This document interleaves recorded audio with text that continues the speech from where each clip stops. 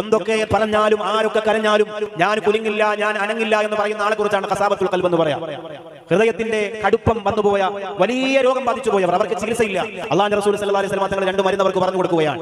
അതിലൊന്നാമത്തെ പ്രിയപ്പെട്ട സ്വഹാബിയോട് പറയുകയാണ്, നീ എവിടെ വെച്ച് അനാഥ മക്കളെ കണ്ടാലും വാപ്പയില്ലാത്ത മക്കളാണെന്ന് തോന്നിയാൽ ആ പ്രിയപ്പെട്ട മക്കളുടെ തലയിലേക്ക് നിന്റെ കൈവെള്ള കൊണ്ടൊന്ന് തലോടുക, നിന്റെ ഹൃദയം അലിവുള്ളതാവാൻ അത് ഒന്നാമത്തെ കാരണമാണെന്ന് ശഫീഉനാ റസൂലുള്ളാഹി സ്വല്ലല്ലാഹു അലൈഹി വസല്ലം. രണ്ടാമത്തെ മരുന്ന് അല്ലാഹുവിന്റെ ഹബീബ് സല്ലല്ലാഹു അലൈഹി വസല്ലം തങ്ങൾ പറഞ്ഞു കൊടുക്കുകയാണ്, അബ്കിയലാ ഖതിയതി,